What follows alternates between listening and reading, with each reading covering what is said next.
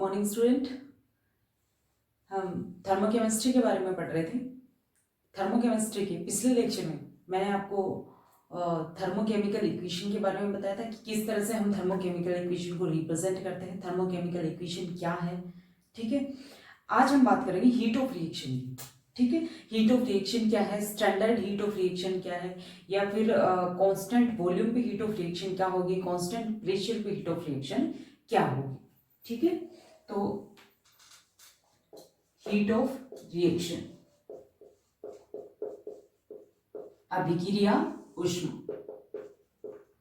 Heat of reaction क्या होती है? हीट ऑफ रिएक्शन का मतलब ये होता है कि किसी भी दिए गए ताप दाब पर, किसी भी दिए गए ताप और दाब पर किसी रासायनिक अभिक्रिया के संपन्न होने में होने वाला कुल ऊष्मा परिवर्तन क्या कहलाता है?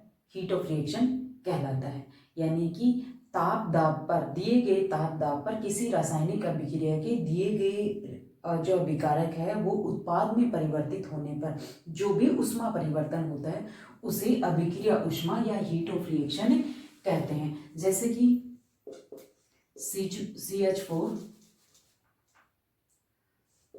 CH4 plus O2 CO2 plus H2। इसको बैलेंस करेंगे तो पहले तो इसकी फिजिकल स्टेट दिखा देती हूँ। बैलेंस करेंगे तो देखिए CH4 तो 2H2O बनेगा, 2 और 2 4 ऑक्सीजन है तो 2O2। और इस रिएक्शन के दौरान जो एंथैल्पी चेंज होगा del H minus 891 kilo joule होगा।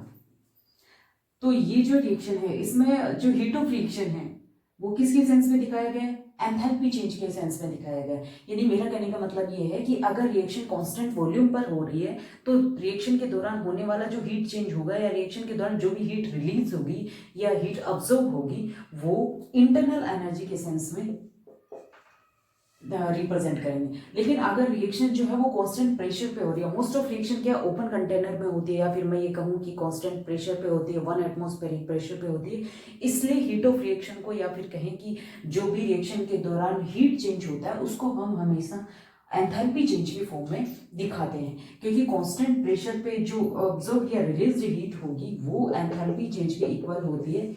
इसलिए रिएक्शन की जो हीट ऑफ रिएक्शन है उसको हम किसकी सेंस में रिप्रेजेंट करते हैं? एंथैल्पी चेंज की सेंस में रिप्रेजेंट करते हैं।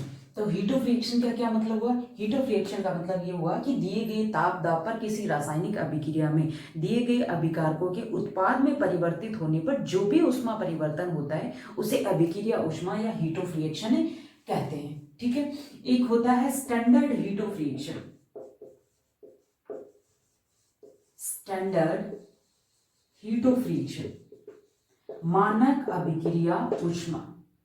स्टैंडर्ड हीट ऑफ रिएक्शन का मतलब ये होता है कि अभिक्रिया अगर chemical reaction 25 degree Celsius temperature पर और 1 एटमॉस्फेरिक प्रेशर पर हो रही है तो दिए गए अभिकारक के मोल उत्पाद में परिवर्तित होने पर अभिक्रिया के दौरान जो भी ऊष्मा परिवर्तन होगा वो उस अभिक्रिया की मानक अभिक्रिया ऊष्मा कहलाएगी। यानी कि 25 degree Celsius temperature and 1 atmosphere pressure पर किसी केमिकल रिएक्शन में दिए गए रिएक्टेंट मॉलिक्यूल जब प्रोडक्ट में कन्वर्ट होते हैं तो जो भी एनर्जी चेंज होता है, जो भी हीट चेंज होता है उसे स्टैंडर्ड हीट ऑफ रिएक्शन कहते हैं, जिसे हम डेल H नोट से रिप्रेजेंट करते हैं। ठीक है, नोट का मतलब यहाँ पे क्या है? 1 एटमॉस्फेयर प्रेशर है और यहाँ पे क्या है? 25 डिग्री सेल्सियस टेम्परेचर है जिसे हम केल्विन में रिप्रेजेंट करते हैं 298। तो ये होता है स्टैंडर्ड हीट ऑफ रिएक्शन। तो रिएक्शन के दौरान जो भी हीट रिलीज या ऑब्जर्व हुई है टोटल हीट उसको एंथैल्पी के सेंस में भी रिप्रेजेंट कर सकते हैं और इंटरनल एनर्जी के सेंस में भी रिप्रेजेंट कर सकते हैं। लेकिन हम लोग क्या मोस्ट ऑफ एंथैल्पी के सेंस में इसलिए रिप्रेजेंट करते हैं क्योंकि जो भी रिएक्शन होती है ऑलमोस्ट क्या होती है? ओपन कंटेनर में होती है या फिर मैं ये कहूँ कॉन्स्टेंट प्रेशर पर होती है।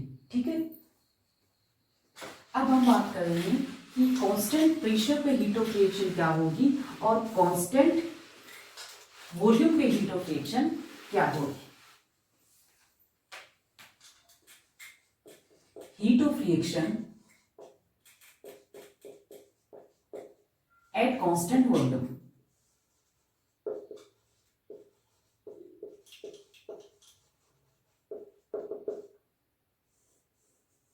देखिए हमने थर्मोडायनेमिक्स में जब थर्मोडायनेमिक्स पढ़ी थी तो मैंने ये बताया था कि फर्स्ट लॉ ऑफ थर्मोडायनेमिक्स क्या है। According to first law of thermodynamics Q equal to यानी हीट इक्वल टू है internal energy change plus work done. ठीक है, अगर कांस्टेंट वॉल्यूम है यानी कि रिएक्शन के दौरान वॉल्यूम अगर कांस्टेंट रहता है तो वर्क डन क्या हो जाएगा, जीरो होगा। तो जो सिस्टम या फिर मैं कहूं कि केमिकल रिएक्शन के दौरान जो भी हीट रिलीज हुई है, जो भी हीट ऑब्जर्व हुई है, वो उस रिएक्शन की इंटरनल एनर्जी चेंज की क्या होगी, इक्वल हो जाएगी। ठीक है, अब बात करें heat of reaction. Heat of reaction at constant pressure.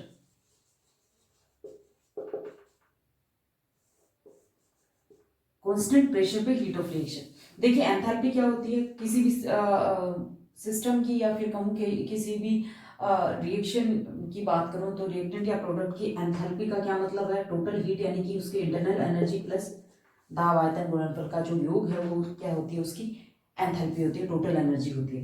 Enthalpy change क्या लिखूंगी, डेल एच इक्वल टू लिखूंगी del E plus del PV. Del H equal to क्या होगा, del E plus P del V. जो कि प्रेशर क्या है, constant है, इसलिए देखिए डेल पी वी को इस तरह से लिखते हैं P del V plus V del P, but pressure constant है इसलिए वी डेल पी क्या हो गया, जीरो हो गया। तो ओवरऑल क्या रह गया, पी डेल वी रह गया। तो अब देखिए मान लीजिए इक्वेशन फर्स्ट है और ये क्या है, इक्वेशन सेकेंड। इन दोनों को कंपेयर करिए from equation first and equation second. तो क्या आएगा, डेल एच इक्वल टू क्या आएगा, क्यू पी। यानी अगर कांस्टेंट प्रेशर पर किसी रिएक्शन के दौरान जो भी हीट रिलीज होगी या जो भी हीट ऑब्जर्व होगी वो उसकी एंथैल्पी चेंज के बराबर होगी। यानी कि प्रोडक्ट की टोटल एंथैल्पी और रिएक्टेंट की टोटल एंथैल्पी का जो डिफरेंस होगा वो ही क्या आएगा, उस रिएक्शन के दौरान ऑब्जर्व या रिलीज हीट होगी। ठीक है, अब देखिए अब हम बात करते हैं कि वो रिएक्शन जो है, कोई भी रिएक्शन है उसके लिए एंथैल्पी चेंज और इंटरनल एनर्जी चेंज का मान सेम आएगा या फिर अलग अलग आएगा।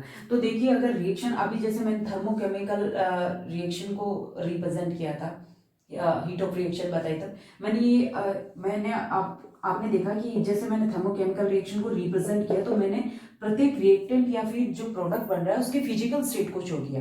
ठीक है, भौतिक अवस्था को शो किया, फिजिकल स्टेट को शो क्यों किया, अभी इसका रीजन देंगे। जैसे ये मैंने रिप्रेजेंट किया था 2O2 गैसेस से बना था CO2 प्लस 2H2 और del H equal to -891 kilojoule.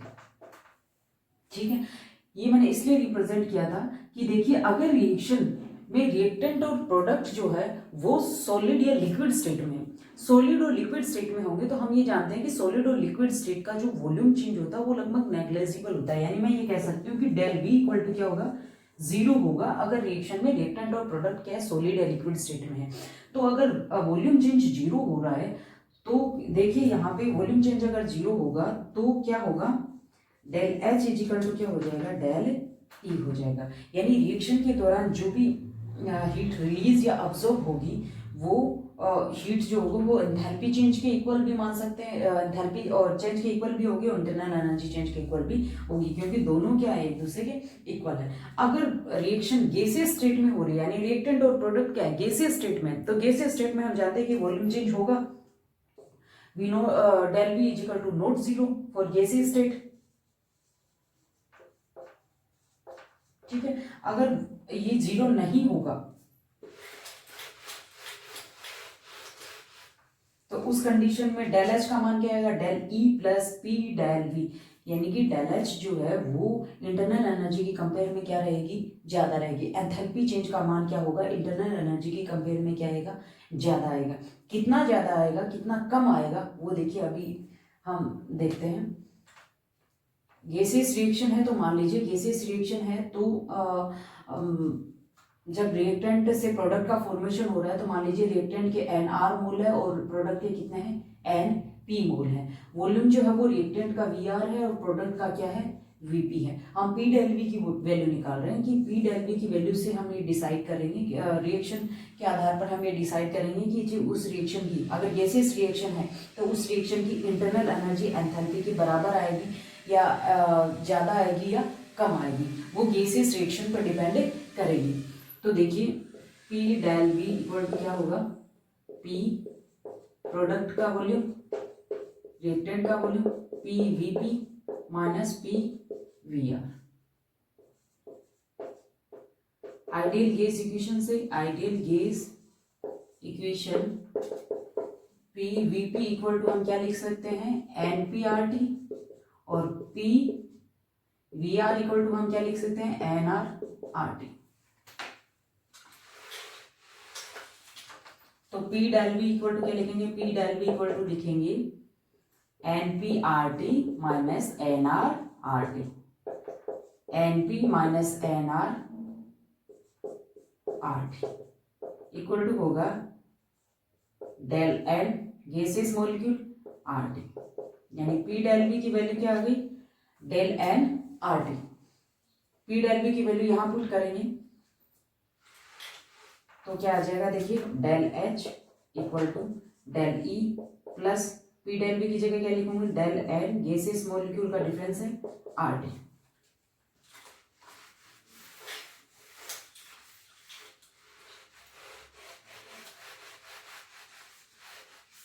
देखिए अगर गैसियस रिएक्शन यहाँ डेल N क्या है, डेल N का मतलब है गैसियस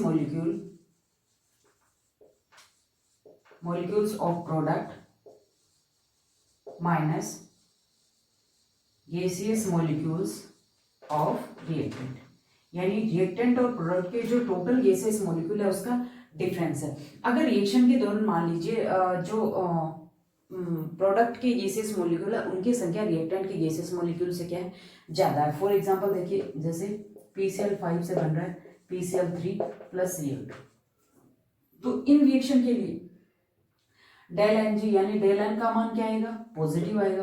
पॉजिटिव आएगा इसका मतलब जब इसका मान पॉजिटिव आएगा इसका मतलब एंथैल्पी क्या है, एंथैल्पी चेंज जो है वो इंटरनल एनर्जी चेंज से क्या होगा ज्यादा होगा, यानी डेल H क्या होगा ग्रेटर होगा डेल E से, यानी कि जो रिएक्शन है